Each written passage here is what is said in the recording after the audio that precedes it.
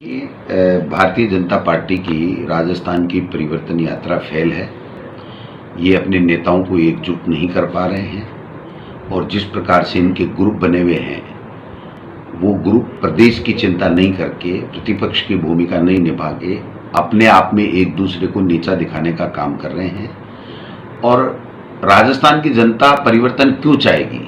वो सरकार को रिपीट करना चाहती है, क्योंकि जिस तरीके की 10 तरीके की गारंटियां दी गई हैं, महंगाई कम करने के प्रयास किए गए हैं, अच्छा बजट है, अच्छी गुड गवर्नेंस है, जो राजीव गांधी ग्रामीण ओलंपिक खेल चल रहे हैं, जो स्वास्थ्य के अधिकार का कानून पारित किया गया है, किसान की जमीन कुड़क नहीं हो इसका कानून पारित किया गया है, 14,000 करोड़ का किसानों का कर्जा माफ किया गया है, 500 रुपये में सिलेंडर देने की व्यवस्था राजस्थान में जो उज्ज्वला योजना के कनेक्शनदारी उनको की गई है। तो इनके पास बताने को कुछ नहीं है। प्रदेश के चेहरे पे तो ये चुनाव ही नहीं लड़ रहे हैं, ये तो चुनाव ही मोदी जी के चेहरे के ऊपर लड़ रहे हैं और मोदी जी का चेहरा अब जनता को भा नहीं रहा है, क्योंकि जो जनता से मोदी जी ने वादे किए थे वो वादों पे मोदी सरकार एक पे भी खरा नहीं उतरी है। और इसीलिए जनता का ध्यान देश की असली समस्याओं, असली मुद्दों से हटाने के लिए ये स्पेशल सत्र बुलाया जा रहा है।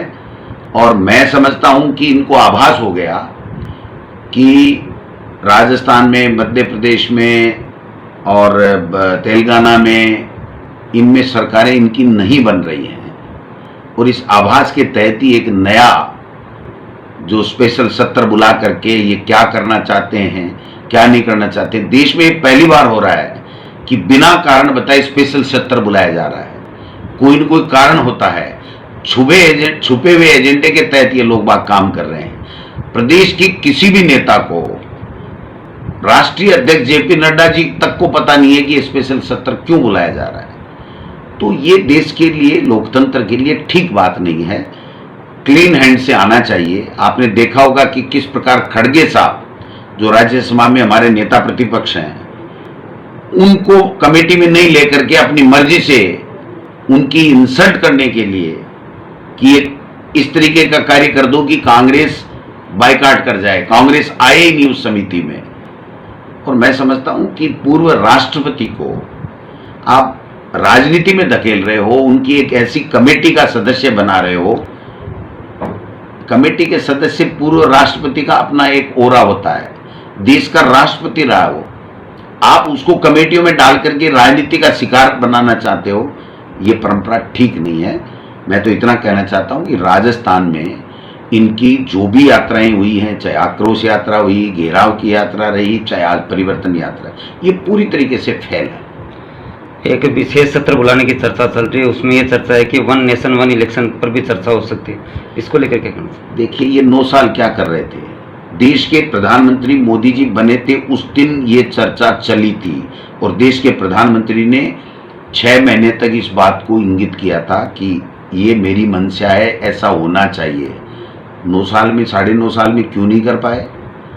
आज जब चुनाव सर पे हैं, 20 दिन बाद में आचार संहिता लिख करके 4 स्टेट का चुनाव होने जा रहा है, तो इनको ये 1 नेशन की याद आने लगी है। इसका मतलब ये साफ है कि ये लोग बाग चारों स्टेटों में चुनाव हार रहे हैं। जम्मू कश्मीर की स्थिति इनसे कंट्रोल हुई नहीं है, इनको आभास हो गया है। और एक बड़ी बात और है कि आपस में दिल्ली में भारतीय जनता पार्टी, आरएसएस में इनमें विस्फोट होने वाला है।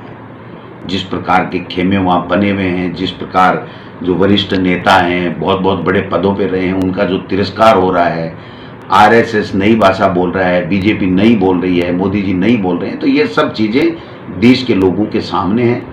मेरा ऐसा मानना है कि ये कर नहीं पाएंगे। ये केवल जो देश के बड़े मुद्दे हैं, अडानी घोटाले की बात राहुल गांधी जी कर रहे हैं, महंगाई की जो बात हम लोग कर रहे हैं कि महंगाई ये कम नहीं कर पाए हैं, बेरोजगारों को रोजगार नहीं दे पाए हैं, ऐसा कोई काम नहीं किया जिससे लोग ये महसूस करें कि हमने मोदी जी को क्यों बनाया।